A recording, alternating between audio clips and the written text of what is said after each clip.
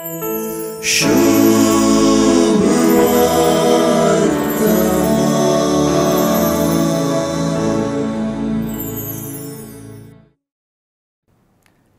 लेखान पळयल्यार आयची बारीस समतोल सुवार्ता. एकडच्यान जेजू कोण म्हणल्या सवालाक तूं क्रिस्त म्हणून जाणवायची जाप दिवचो आपोस्तोल पेद्रू.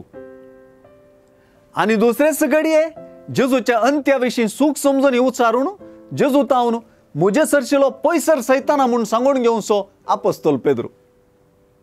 आपोस्तोल पेद्रूण आखरेक तरी जेजूक समजून घेतलो म्हणून चिंतल्यार जालें उलटाच. जेजूक ताणें संपूर्णपणे अपार्थ करून घेतलो. जेजूक पेद्रून अपार्थ करून घेवंक कारण इतलेंच जेजून आपल्या कष्टा मरणांनी जिवनपणा विशीं दिल्ली शिकोवण. ती शिकोवण जिरोवंक पेद्रूच्यान जालें ना.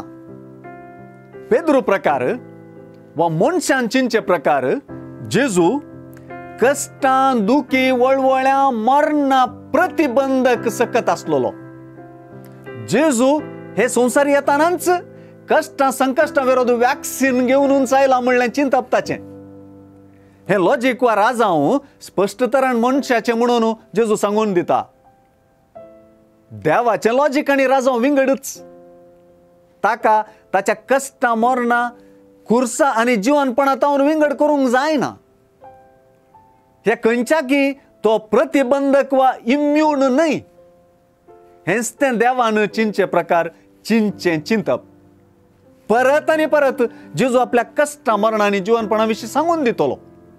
कित्याक हे वरवीं मात्र जेजूची खरी वळख आमकां जातली.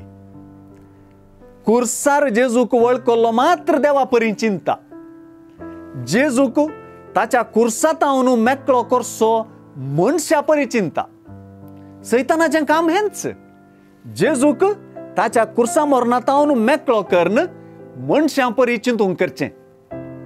सुवार्ता देवा परी चिंतूंक शिकयता. सुरवेर तावन अखेर पर्यंत मार्काची सुवार्ता देवा परी चिंतचें म्हणलें वक्ल घालूनच वाचूंक जाय. कित्याक मार्काची सुवार्ता सुरू जावचीच तशीच. जेजू क्रिस्ताची देवाच्या पुतारची सुवार्ता म्हणून ती सुरू जाता. देवा परी चिंतचें सुवार्ता समजूनची चावीस सय. अशें वाचताना देवान चिंतचे परी म्हणजे जेजूच्या उतरांक करण्यांक आनी जेजू विशयान सांगून दिल्ल्या सर्व गजालींक विशेष गुमान दिवन ही सुवार्ता संपूर्ण तरान वाचची पडटली.